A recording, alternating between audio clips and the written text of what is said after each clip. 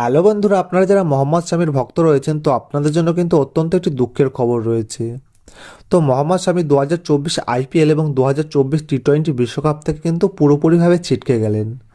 তো কেন মোহাম্মদ শামি 2024 আইপিএল এবং 2024 টি-20 বিশ্বকাপ খেলবেন না, বা তিনি কবে পরবর্তী ম্যাচ খেলতে পারবেন, সবই বিস্তারিত এই ভিডিওটিতে জানাবো। তাই ভিডিওটি বিনা স্কিপ করে পুরো দেখবেন এবং চ্যানেলে নতুন থাকলে চ্যানেলটি অবশ্যই সাবস্ক্রাইব করে পাশে থাকা বেল আইকনটি বাজিয়ে দেবেন এবং ভিডিও ভালো লাগলে অবশ্যই লাইক করবেন।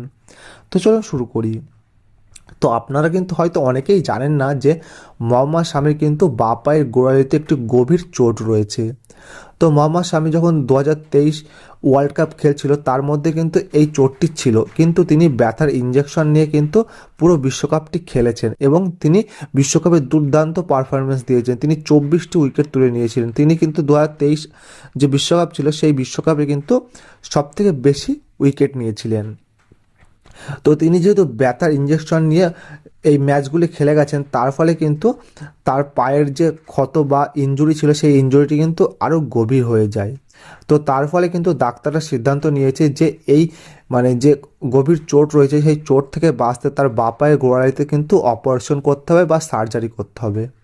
তো সেই জন্য কিন্তু তিনি সিদ্ধান্ত নিয়েছেন যে তিনি সার্জারি করবেন এবং ডাক্তাররা এও জানিয়ে দিয়েছেন যে তিনি যেহেতু সার্জারি করবেন সেই জন্য তিনি আবার পরবর্তী সময় তিনি যদি ম্যাচে ফেরেন তাহলে কিন্তু মিনিমাম 6 থেকে 7 মাস থেকে রেস্ট নিতে হবে।